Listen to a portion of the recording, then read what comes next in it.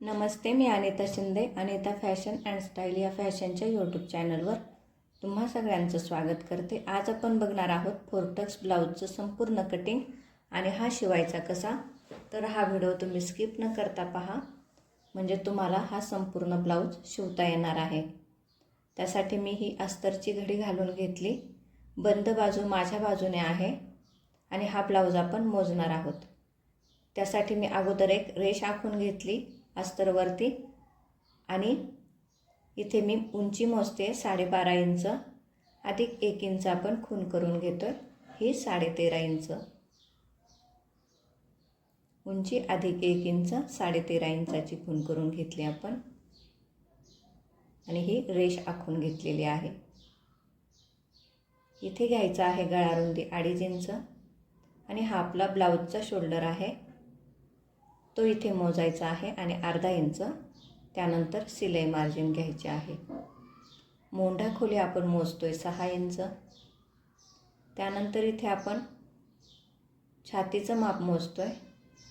Tape व्यवस्थित पकडायचा आहे, ब्लाऊज व्यवस्थित पकडायचा आहे. हे भरलेलं आहे 9.5 इंच अधिक 1.5 इंच आपण सिलाई मार्जिन घेतली. जेवढं वरती आहे तेवढीच आपण खाली खून केली आणि हे आपण जोडून घेतोय. तिरक्यामध्ये आपल्याला 1 आणि 1.5 इंचाची खून करायची आहे आणि आतील आणि बाहेरील मोंढ्याचा आकार आपल्याला देऊन घ्यायचा आहे. ह्या प्रकारे आपला आकार देऊन झालेला आहे.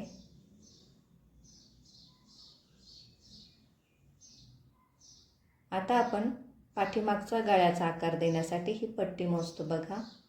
तर ती व्यवस्थित अशी घडी घालून घेतली मी आणि इथे सिलाई मार्जिनची खून केली आणि हा गळा इथे मोजून घेतलेला आहे. त्यानंतर सुद्धा सिलाई मार्जिन मी ठेवलेली आहे. इथे 2.5 इंच आहे, तर गळा रुंदी बरोबर 2.5 इंच घेऊन आपल्याला हा गळ्याचा आकार देऊन घ्यायचा आहे. आता याचा आपण कटिंग करतोय. तर ह्याच व्हिडिओमध्ये मी हा संपूर्ण ब्लाऊज व्यवस्थित असा शिवून दाखवलेला आहे. तर हा व्हिडिओ तुम्ही स्किप न करता पहा, म्हणजे हा ब्लाऊज तुम्हाला अगदी कुठल्याही मापाचा फोर्टक्सचा ब्लाऊज तुम्हाला शिवता येणार आहे. इथे मी शोल्डरच्या मध्याची खूण करून घेतली आणि खाली टक्सचा आकार दिलेला आहे.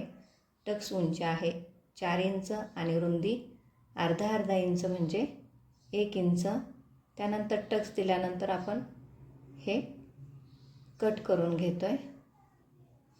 ह्या प्रकारे आपलं पाठीमागच्या भागाचं कटिंग झालेलं आहे. आता हाच भाग आपल्याला उलटा टाकून घ्यायचा आहे आणि हा उमटवून घ्यायचा आहे. त्यानंतर जेवढं आपलं हा भाग आहे त्याच्याच मी खुणा करून घेतल्यात. आतील आकारसुद्धा आपण ठळक करून घेतोय. ही गळा रुंदीची खूण मी करून घेतली. इथे 1 इंच अंतर आहे आणि इथे 1 इंचाची मी खूण केली आणि ते सुद्धा मी पट्टीने जोडून घेत आहे. दोन्हीही बाजूने 1-1 इंच अंतर घेऊन आपण ह्या खुणा करून घेतल्यात. पुढचा गळा 6 इंच आणि गळा रुंदी 2.5 इंच अशा प्रकारे गळा पण आखून घेतला आहे. इथे 3 इंचाची खूण केली आणि हा आकार दिला आहे. इथे 1 इंचाचा आकार दिलेला आहे आणि क्रॉसपट्टी करून घेतलेली आहे. आता आपल्याला हे कट करायचं आहे. असंच आपण हे कट करून घेतोय. जर तुम्हाला माझे व्हिडिओ जर आवडत असतील तर प्लीज माझ्या अनिता फॅशन अँड स्टाईल ह्या चॅनलला तुम्ही लाईक करा, शेअर करा आणि सबस्क्राईब करायला विसरू नका. बेल आयकॉनसुद्धा प्रेस करा, म्हणजे जे काही माझे येणारे नवीन व्हिडिओ असतील त्याचं नोटिफिकेशन तुम्हाला मिळत जाईल. आता आपण इथे टक्सच्या खुणा करून घेतोय. इथं शोल्डरचा मध्य केला, त्याच मध्यावर खाली खूण केली मी. आता याची उंची द्यायची आहे आपल्याला 2 इंच आणि अर्धा इंच, म्हणजे हा संपूर्ण टक्स 1 इंच रुंदीचा होणार आहे. त्यानंतर याचा मध्य घ्यायचा आहे. हे तुम्ही व्यवस्थित बघा. याची इथे आपल्याला अंतर हे 1.5 इंच राहायला पाहिजे. इथे सुद्धा अर्धा अर्धा इंच म्हणजे हा सुद्धा संपूर्ण टक्स 1 इंचाचा होणार आहे.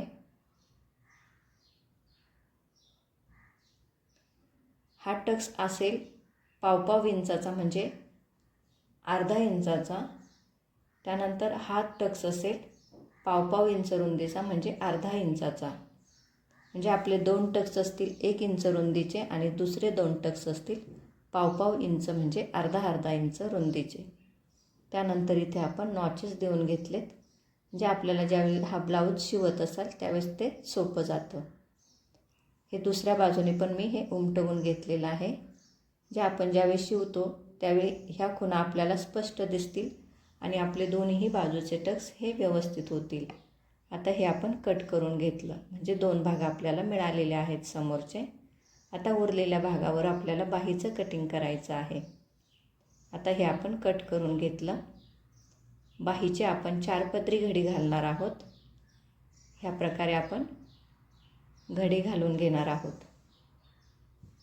घडी घातल्यानंतर आपल्याला इथे खूण करायची आहे शिलाई मार्जिनची.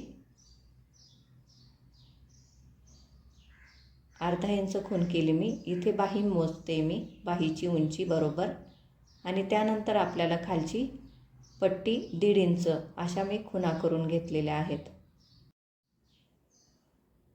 आता आपल्याला इथे घ्यायचं आहे 1 इंच, इथे घ्यायचं आहे 2.5 इंच आणि ही सुद्धा आपण रेष आखून घ्यायची आहे. त्यानंतर तिरक्यामध्ये 7 इंचावर टेप ठेवला मी, त्याची रेष मारली, त्याचा मध्य केला आणि अर्धा इंचावर आकार देऊन घेतलेला आहे. आतील आकारसुद्धा आपण ह्याच प्रकारे देऊन घेतलेला आहे. आपण आता कापण्या अगोदर बाहीही मोजून घेतो बघा. ह्या आकाराला इथे अर्धा इंच वरती मी सोडून व्यवस्थित असं पकडून हे मोजलेलं आहे. हे व्यवस्थित भरत आहे. त्यानंतर आपण हे कट करून घेतोय. नॉचेस देऊन घेतोय मधला आपण बाहीचा. त्यानंतर बाही उलगडली आणि आतील आकाराला आपण हे कापून घेतलेलं आहे. हे आपलं बाहीचं कटिंग झालेलं आहे. आता आपल्याला ही क्रॉसपट्टी आपल्याला आणखी एक लागते बघा, ती सुद्धा आपल्याला कट करायची आहे. त्यासाठी आपण पाठीमागच्या भागाचं आपण हे माप घेतलं. हे 1.5 इंच जास्त झालेलं आहे ते आपण कट करून घेतलं आणि ह्याच्या शेजारी आपण खडूने हे आखून घेतलेलं आहे. ह्या प्रकारे आपण हे क्रॉसपट्टी कापून घेत आहोत. दोन्ही क्रॉसपट्ट्या आपण डबल घडीवर कापून घेतल्यात म्हणजे संपूर्ण आपल्या 4 क्रॉसपट्ट्या कापून झालेल्या आहेत. ह्या डबल कापलेल्या आहेत म्हणजे ह्या 4 क्रॉसपट्ट्या आहेत. त्यानंतर हा पाठीमागच्या भागाचा आपण हे कटिंग करून घेतलंय. अशा प्रकारे हा ब्लाऊज आपला संपूर्ण असा कट करून झालेला आहे. आता शिवत असताना हा व्हिडिओ तुम्ही अगदी व्यवस्थित काळजीपूर्वक बघा म्हणजे हा ब्लाऊज संपूर्ण तुम्हाला शिवता येणार आहे. हा पाठीमागचा भाग आहे. याचा टक्स रुंदी आहे आपली अर्धा इंच आणि उंची आहे 4 इंच. त्यावरतीच आपण व्यवस्थित ह्या प्रकारे पकडून ही टिप मारून घेतलेली आहे. त्यानंतर इथे 1.5 इंच रुंदीची आपल्याला इथे कमरपट्टी लावायची आहे. इथे मी पाव इंच दुमडून अगोदरच पट्टी तयार करून घेतली आणि इथे सुद्धा मी पाव इंच अंतरावरतीच इथे मी टिप मारून घेत आहे. हे आपल्याला इथे दाब टिप देऊन घ्यायची आहे.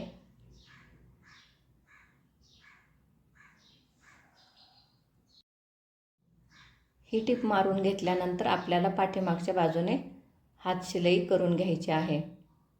हा भाग झालेला आहे. आता हे समोरचे भाग आहेत. याच्यावरती आपल्याला हे टक्स मारून घ्यायचे आहेत. तर खालचा टक्स आहे आपला 2 इंच उंचीचा आणि रुंदी आहे आपली अर्धा इंच. ह्या प्रकारे आपण टिप मारून घेतली.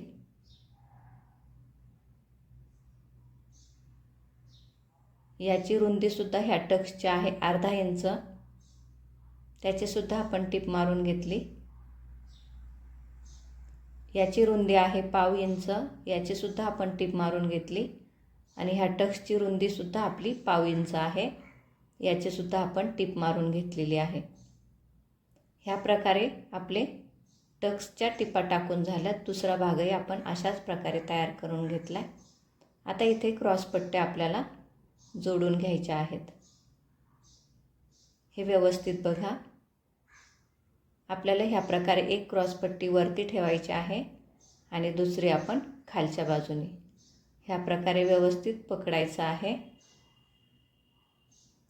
आणि इथे आपल्याला टीप मारून घ्यायची आहे. 1/2 इंच अंतरावरती मी ही टीप मारून घेतली. इथे मी डबल टीप टाकून घेते. त्यानंतर हा भाग आपल्याला व्यवस्थित असा गुंडाळून घ्यायचा आहे आणि आतमध्ये ठेवून आपल्याला इथे टीप टाकायची आहे. टीप काळजीपूर्वक टाकायची आहे, कारण आतला भाग आपला ह्या टिपेमध्ये येणार नाही याची काळजी घ्यायची आहे आणि मगच आपल्याला टीप द्यायची आहे. आपण डबल टीप देऊन घेतली आणि हा भाग आपण आतून काढून घेतलेला आहे. खालच्या भागाला पण आपल्याला दाब टीप देऊन घ्यायची आहे. दोन्हीही भाग आपले ह्या प्रकारे करून झाले. हुक पट्टी पण आपली शिवून झालेली आहे. आता यालाच आपण पाठीमागच्या भागाची ही ह्या प्रकारे मी घडी घालून घेते आहे.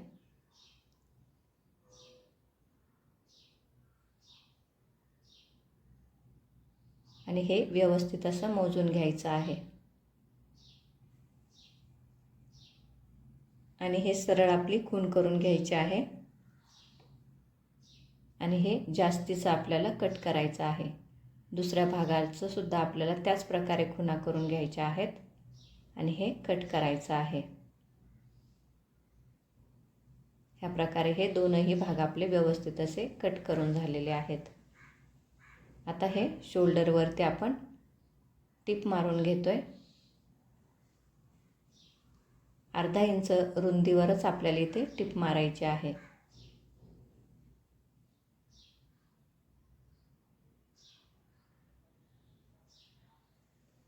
इथे आपल्याला बाही खाली मी 1.5 इंच दुमडून घेतलेली आहे.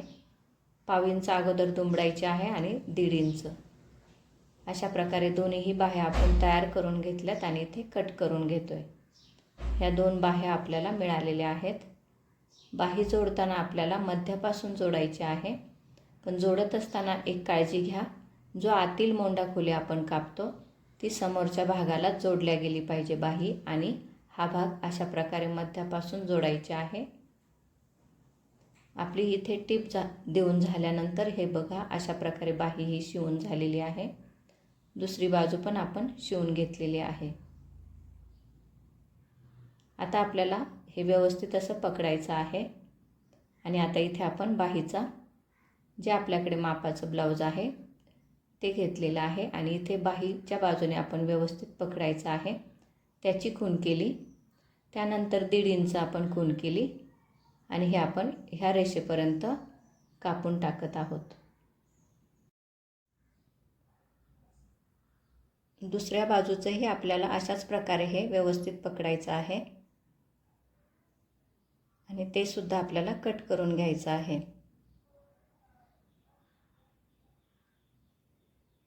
आता आपल्याला इथे ह्या बाजूने टीप मारून घ्यायची आहे. टीप मारल्यानंतर आपल्याला ह्या प्रकारे हे उलटं करायचं आहे.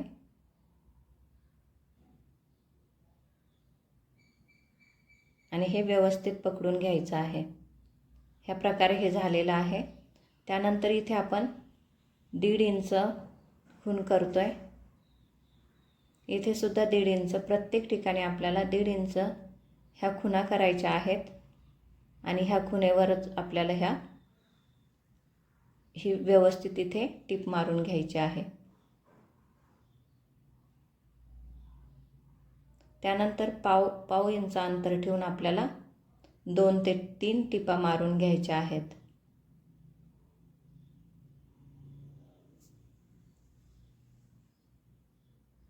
दुसरी बाजूही आपण ह्याच प्रकारे तयार करून घेतली आणि ह्या प्रकारे आपलं हे शिवून झालेलं आहे.